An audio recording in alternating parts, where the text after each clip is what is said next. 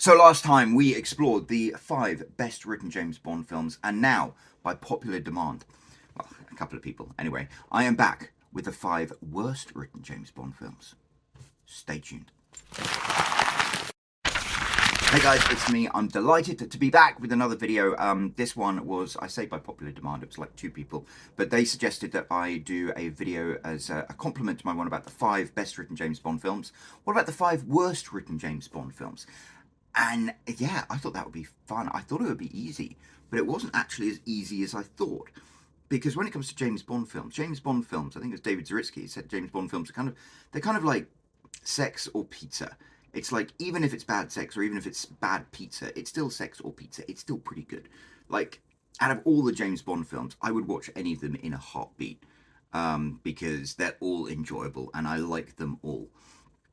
And I will say I'd never really thought about writing as a component of the worst ones before. So it's kind of interesting to delve into it. And it was kind of tricky because there are some movies that maybe aren't the best James Bond movies, but they're not badly written. And there are other movies that I might enjoy as James Bond films that are lacking a certain something. So I'll do what I did last time, and I'll have my breakdown of the 5 worst written James Bond films, and I'll also have a couple of honourable mentions. But before we begin, let's just talk about what is the criteria for a badly written James Bond film. When I did the well-written James Bond films, the best-written James Bond films, I kind of focused on 2 particular aspects. I think I kind of missed out a third. But to me, they were a coherent plot. It needed to make sense. It needed to be coherent, because there are a lot of movies out there these days that try and be too clever, and they kind of have plots that's difficult to keep up with, or they don't necessarily make sense, or characters do things that seem incongruent with how you understand that character. So coherency is definitely one of the ones that is really important to me. The other is emotional resonance. I think even though we're talking about James Bond, who's a larger-than-life character, he's cool and suave and unflappable, the movies that have lasted the test of time, the best James Bond movies, always have some kind of emotional resonance in them. They make you feel things. On a Majesty's Secret Service, Casino Royale, I mean, those movies are pretty much always in people's top 5 of the James Bond movies because they carry emotional weight. And out of the 5 best written James Bond movies in my last video, I would say if you take any James Bond fan and you ask them to give your top 10 James Bond movies, those 5 will probably be there. And part of that is the writing. And it's interesting when you think about that. What about the worst James Bond movies? How important is writing to the reason why they don't quite work? And that is something we will explore. That being said, with the emotional resonance, there's a third component I didn't really go into with my previous video, but I think it is equally important. A James Bond movie is a James Bond movie. It has certain essential elements, a formula, if you will. And you can't help but think maybe a James Bond film isn't as good as a James Bond film could be if it's missing one of these elements. You know, it's the cold open where James Bond is a super suave spy. It's the brilliant musical track in the beginning. It's the briefing scene with M. It's the gadget scene with Q. It's the global travel, the Bond kissing the girl at the end of the movie. These are all very important components that are consistent in pretty much all James Bond movies, especially the best James Bond movies. So I think if you want to look at the movies that are worst written, they're the movies that fall down either on coherency or emotional resonance or just being a James Bond movie. And with that in mind, you might have already guessed which Bond movies might be making it to this list. But before we get into that, let's talk about some honorable mentions. So these are movies that I don't think count as the worst written James Bond movies of all time, but there are things about the writing that I think we should talk about. And the first one, as an honorable mention, might surprise you. In fact, it might cause you to gasp a little, and that is Thunderball. Oh yes, Thunderball. Let's talk about the writing of Thunderball. This very nearly ended up being my number 1 worst written James Bond movie, and you might wonder why on earth that could possibly be. Because if you look at it, it does actually tick all the boxes. It is a really solid James Bond movie, and more than that, the plot of it, the writing of it, the coherency of it is perhaps the most coherent plot of any James Bond film that exists. And part of that is the fact that Ian Fleming didn't write the whole idea of Thunderball himself. He got two guys involved. There was Kevin McClory and Jack Whittington. And Kevin McClory, we'll go back to him later. But together, the three of them came up with a screenplay before Ian Fleming even wrote a novel out of it. And it has this really coherent plot about Spectre stealing nuclear weapons. And it's all plot. It's so weird. It's almost like they spent so much time thinking about how could we actually steal nuclear weapons that they didn't think of other elements like the emotional resonance that I talk about. But because of that, it is a startlingly coherent movie. They explain exactly how Spectre ended up getting these nuclear weapons. They explain exactly how James Bond ended up finding them again. It makes sense. It's really coherent. So why am I complaining about it? And I'm complaining about it because the writing ended up jeopardizing the entire James Bond franchise. And that's because of this guy, Kevin McClory. He wrote the screenplay with Ian Fleming, and then they kind of had a falling out. And Kevin McClory decided that he was going to cling to the rights of certain elements. James Bond himself, the whole Thunderball plot. And that resulted in the movie Never Say Never Again coming out. And more than that, it resulted in other things that we'll talk about in other James Bond movies. It's a bad situation. It was a bad situation. It was a dark cloud that hung over the James Bond franchise for like 40 years. And I think that Thunderball is worthy of an honourable mention in terms of bad writing, simply because when you farm out the writing, when you bring in elements like that risk the entire foundation of your franchise, then maybe you should look at the whole writing process.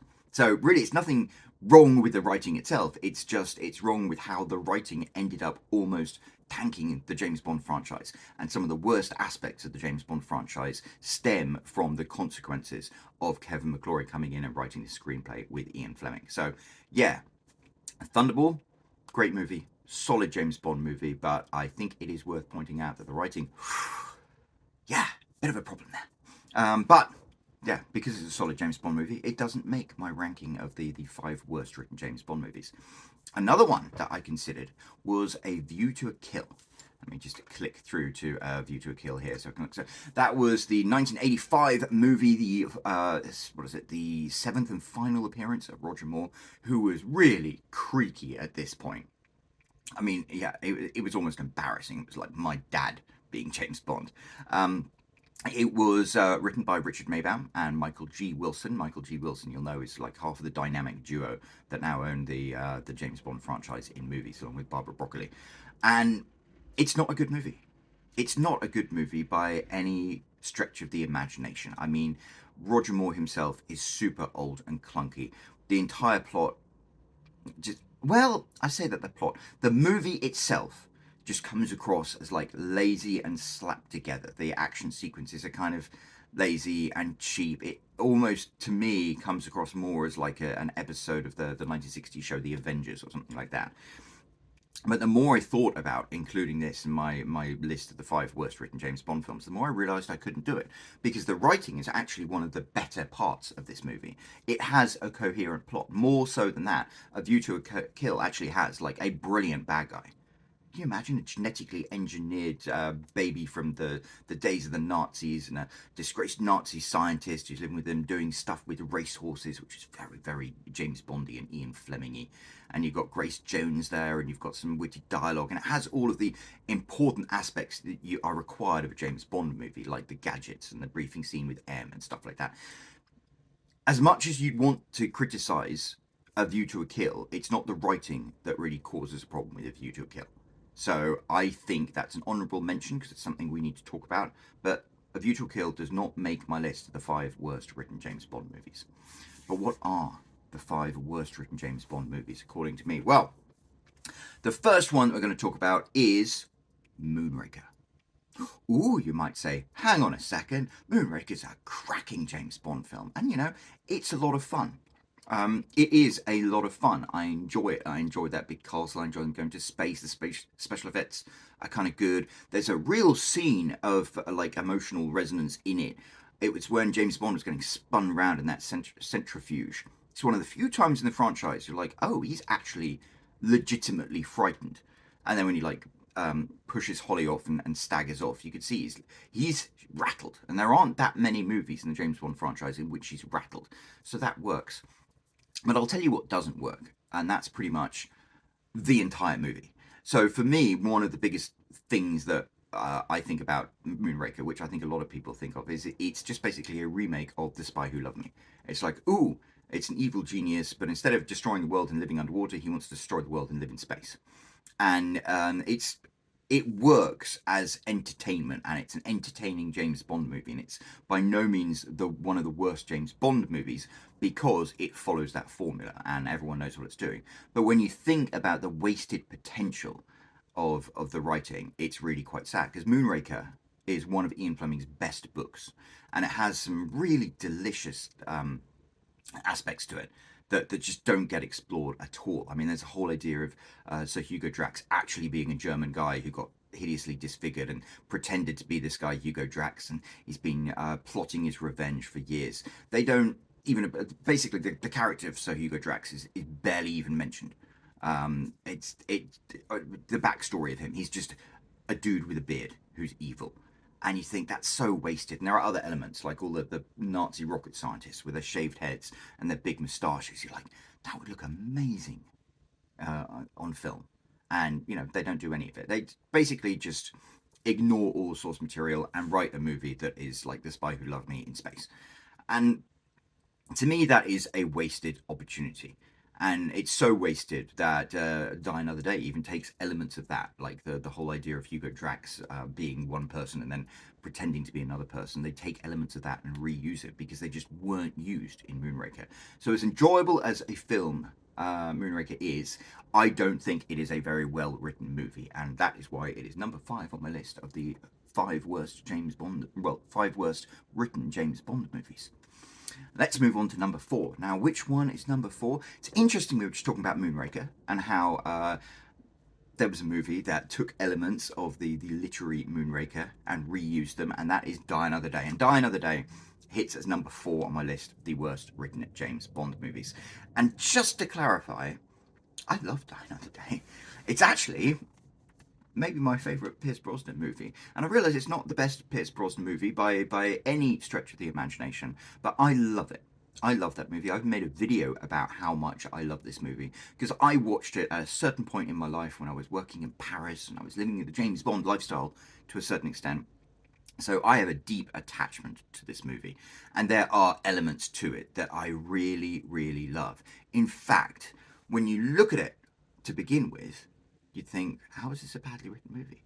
I mean, the whole idea of this Korean colonel like faking his death and then coming back as somebody else, as a wealthy industrialist who's based his fake identity on James Bond. The satellite that can shoot a laser beam down through the reflection thing. I mean, that's like lifted from Diamonds Are Forever, and that's a good element to it. You got fresh stuff like James Bond being imprisoned for 18 months. I mean, that's the emotional resonance you need. So kind of on paper, all of the elements that you need for a good James Bond movie are there. So why does it fail? And it fails for a number of reasons. In terms of the movie itself, I think it falls apart towards the end. Especially, everyone goes on about like the CGI windsurfing that James Bond does as a kind of spoil thing.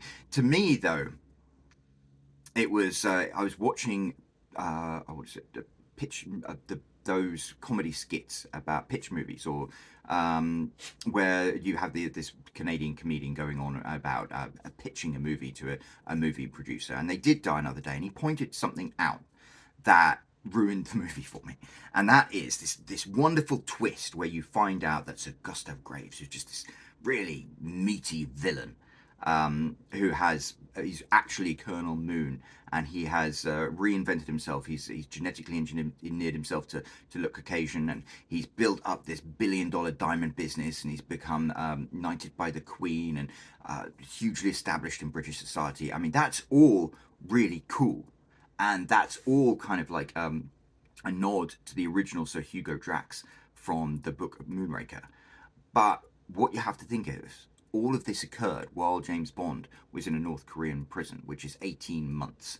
So in a year and a half, Gustav Graves, well, Colonel Moon, went through the long and laborious and painful process of turning himself into a Caucasian man. And then he had to establish himself as this mysterious billionaire and get in with British society to a certain point where he's knighted and he's untouchable because he's so wealthy and influential. And it all had to happen within 18 months. And that's, as soon as I realized that, I was like, that's stupid. I mean, that's just not going to happen. That's just dumb.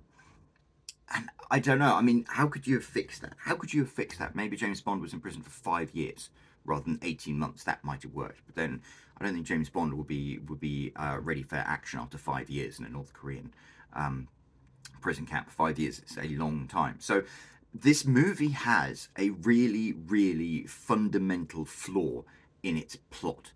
And as coherent as it is, and as much as it has really cool elements to it, like all the Cuban stuff, to me, I look at that movie and I'm like, yeah, it's badly written. That plot is just dumb.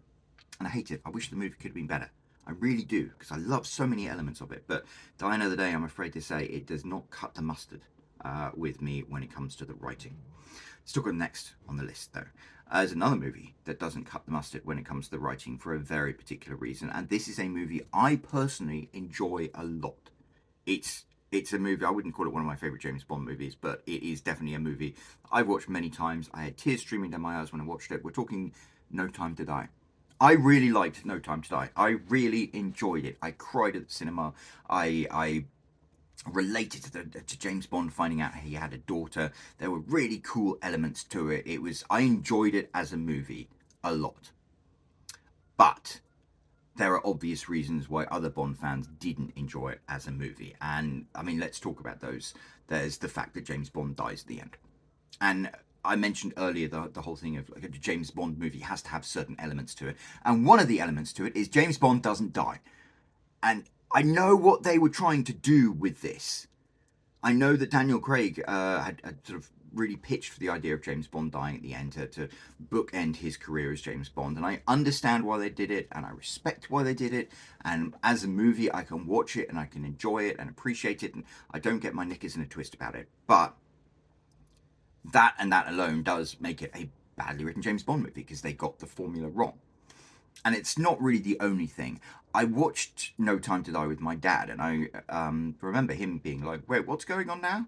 Why is he doing this? Who's this guy? Why is he doing this? And you start to realize that actually there are a lot of pieces missing from the plot as well. It doesn't have that coherent a plot. Who is Safin? You know that Safin used to be Blofeld's poisoner, or came from his family that was a poisoner. But then you're trying to work out what's his plot. What does he want to achieve? Why has he stolen these nanobots? Who are these people coming to the island? Why do they have to be stopped from receiving these things? What's going on? Where are the billion?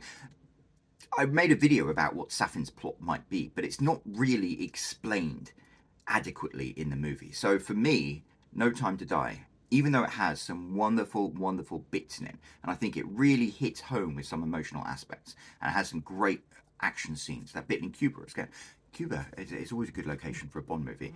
It has brilliance to it, but it falls apart. It falls apart because James Bond dies at the end, and it falls apart because Safin's plot doesn't make sense. And I don't like the idea of just having a bad guy and, oh, he's evil, and not explaining why he's evil and where it comes from and what he wants to achieve. And James Bond is synonymous with well-engineered villains, and I think there was a missed opportunity with Safin. So that's why that fits as number 3 on my list of worst written James Bond movies. The next movie, we're getting down to the wire now, and I think you all might know where I'm coming from. And the next movie, I imagine most people will know it's going to be one of two, and it is Quantum of Solace. I know a lot of people have had a re-appreciation of Quantum of Solace. I still don't like it.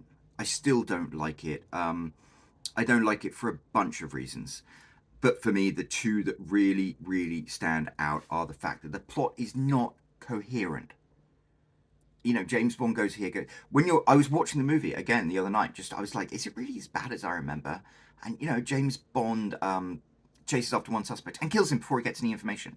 And then he chases after another suspect and kills him before he gets any more information. And then things just happen to him to drive along the plot. And it's just ridiculous. It's ridiculous. It's almost like we want these things to happen and we're just writing things down on a piece of paper to try and explain why they happen, but we're not really giving them that much thought. And the way the movie is edited has that frenetic pace, which I think to a certain extent is to try and compensate for the fact that the plot doesn't make that much sense. And that's why I don't like it. And the other reason I don't like it is there was a very deliberate decision to take certain iconic aspects of the James Bond franchise, like the gun barrel sequence and the scene with Q and gadgets and stuff like that, and remove them. It's like postmodernist Bond, and it just doesn't work. I don't want postmodernist Bond. I don't want postmodernist Bond. And if I did want postmodernist Bond, I'd watch Casino Royale again. So to me, Quantum of Solace just flunks. It flunks because the plot is not coherent. It flunks because it doesn't have the important elements of a Bond movie. Yeah, I enjoyed the car chase in the beginning, but apart from that, it's one of the few James Bond movies where I'll switch it off and watch something else. Which brings me to the final James Bond movie, what I believe is the worst written James Bond movie. And I imagine you probably know where I'm coming from this. It's another Daniel Craig movie. It is Spectre. Oh my god, I watched Spectre the other night as well, because I was like, is Spectre really as bad as I thought it was? And the thing is, there are certain parts of Spectre that are kind of cool.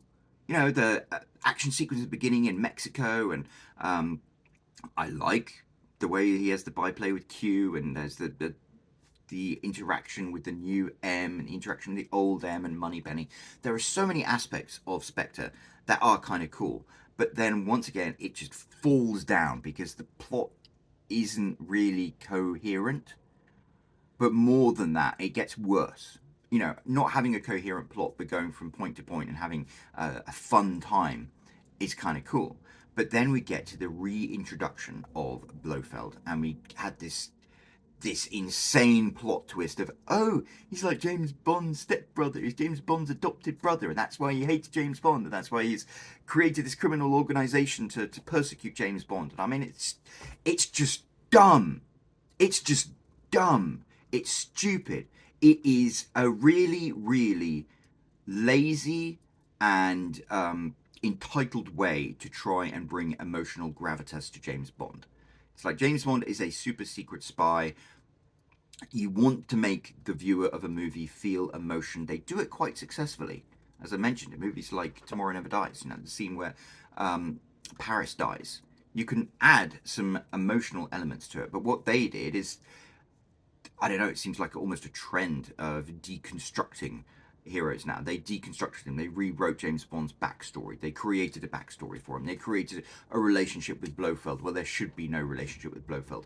It was dumb and it was insulting. It was dumb and it was insulting. And to me, I'm really disappointed with that movie. And I took a friend of mine who'd never seen a James Bond movie to Spectre, and I was like, oh, this is great. We're going to go to the cinema. We're going to see a James Bond movie. It's going to be so cool. And then I watched it, and afterwards I put my hand on his shoulder and I said, I'm sorry. The other ones are pretty good. I was really, really disappointed in that movie. And it was very much because of the writing. Because the production was great. Daniel Craig looked great. You saw that the character of Madeleine could be made to be a cool character, because they did that in No Time to Die. But she was completely wasted. Dave Bautista is, you know, he looks really cool, and he had that scene where he squished that guy's head in. But he was one-dimensional as a bad guy. It was, and there are other dumb aspects, like, James Bond is being tortured by having things drilled into his head, and it's like, this is going to affect your memory and stuff, and then they drill it into his head, and there are no consequences. It's like, well, that's dumb. Like, if you're threatening somebody with consequences and then there are no, I don't know. The whole thing on the train, I mean, he has this wild fight scene on the train, which is kind of a James Bond cliche, but that stage now, I'm a little more demanding than I would be when I'm watching, like, Live and Let Die. Now I'm like, if they're having a fight scene in the restaurant car of this train, why doesn't someone stop the train? But no, they have this scene and they smash walls and set fire to things and throw Dave Bautista out of the train, and the train just keeps on going. Because, you know, no, it's just dumb. It's just dumb. And I don't like movies that are dumb. I feel kind of insulted, like my intelligence is insulted. So, yeah, Spectre definitely gets a failing grade for me. It is the worst written James Bond film in my estimation. However, there there are some interesting things when you think about this. The worst written films. I've listed the 5 worst written films in the James Bond franchise, and surprisingly, 3 of them are Daniel Craig movies, and he only made 5. Which I think is kind of surprising, but also kind of telling. It's like we love Daniel Craig, and I mean, Casino Royale and Skyfall are 2 of the best James Bond movies out there. I really enjoyed No Time to Die. I really enjoyed the ride of it, even though there are definite flaws that mean I think it deserves to be in the worst written James Bond movie list. But it seems not a coincidence that out of those movies, out of all of the James Bond movies, 3 of the worst ones are all written by Neil Purvis and Robert Wade. And I don't like to talk smack about people, and Skyfall was great, and but I think that's something they need to address before the next James Bond movie. I think they need to sit down with Mr. Purvis and Mr. Wade and be like, hey, might we suggest that you pull your fingers out of your butts and start really thinking about how we can make these films good with the writing? Because I think they fell down with the writing because Neil Purvis and Robert Wade need to rethink what Bond is. And hopefully when they do the new James Bond movie, if they bring those 2 writers back, they will approach it from a different direction. I said that. I said 3. I blamed 3 movies on it, but now I think about it, Die Another Day was also written by Neil Purvis and Robert Wade.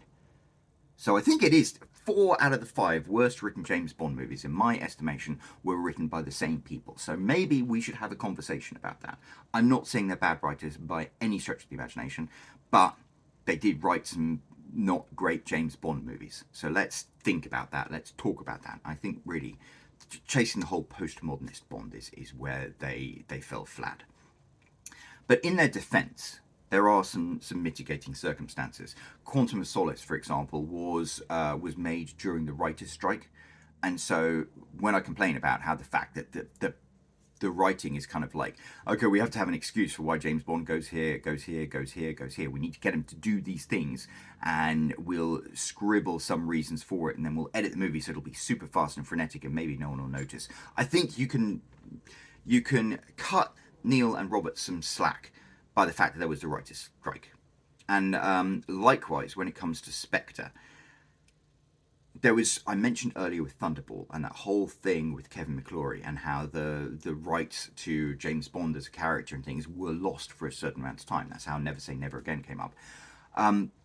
Quantum of Solace fails because they're trying to do like an introduction of Spectre type thing, but they can't use Spectre because that's owned by the estate of Kevin McClory. So they come up with Quantum, and that doesn't work. It doesn't work by any stretch of the imagination, but it doesn't work for this reason. And maybe Neil and Robert did as good a job as they could to try and introduce this concept. When it came to the movie Spectre, of course, they actually did get the rights to Blofeld and to Spectre back, and they wanted to do something with it. And I'm pretty sure all of the producers were like, we've got these rights back, you need to do something with it. And they did something with it, and what they did with it wasn't very good. I hate with a vengeance everything they did with the character of Blofeld as like James Bond's brother. So they didn't do the right thing with it, but you can see they were under pressure to introduce Blofeld and reintroduce Spectre, and that's how they did it. And again, I think it's kind of this whole postmodernist trying to deconstruct the hero thing, which doesn't work. But once more, you can use those as mitigating circumstances. You could do the same for No Time to Die. I mean, No Time to Die actually does an awful lot of heavy lifting in terms of making Spectre better. And bringing in Madeline, actually doing something really good with her, I think is fantastic. And they bring Blofeld in and do interesting things with him. I wish he could have been almost the bad guy towards the end. I think he kind of gets wasted. But his arc, as deeply unsatisfying as it is, does get wrapped up in No Time to Die. So these three movies, I think, have mitigating circumstances for why they are poorly written. And that doesn't excuse that fact, but I think it is worth mentioning that. I don't want anyone to think that I'm out there saying that Neil Purvis and Robert Wade aren't good writers. I'm just saying that they were given the opportunity to make choices, and I don't think the choices they made were necessarily the best ones. And hopefully, moving forward, better choices will be made. Yeah, that's. I mean, even James Bond dying in the end. I think Daniel Craig insisted on that. So what could they do? You know, you've got these requirements, and you have to write your way out of them. And so they did what they did as best as they could. Are we happy with it? I mean, as I said, James Bond movies are like pizza. It's even bad pizza is good pizza. Yeah, maybe Quantum of Solace. You know, I will watch the beginning part of Quantum of Solace time and time again because I love that car chase, and I, then might go off and do the washing up or take the dog for a walk or something. Spectre, I watched the other night because there are cool elements to it. No Time to Die, I probably watched 10 times because I like certain elements to it. So even when it's a bad Bond film, it's still a pretty good Bond film. So yeah. Those are the 5 worst written James Bond movies, but I don't think they are terminal cases. We're James Bond. We love all the James Bond movies. They're our little babies. And I hope that some of the things that made these 5 movies my 5 choices for worst written movies are addressed and corrected in James Bond 26. But it's not an easy job to do what the writer of a James Bond movie does. So maybe we should cut those guys some slack. Anyway, let me know in the comments down below whether you agree with my choices or not. And if you think there are other James Bond movies that are worse written, let me know. If you think that maybe I'm giving these guys a bit of a too hard a time, let me know. And I'll be back soon with another video. Cheerio. I'm Roland Hume. I've sold 67,000 copies of my books. If you want to find out how I did it, I've got the link right here you can click. And otherwise, don't forget to subscribe. I've got more videos coming soon. Thank you.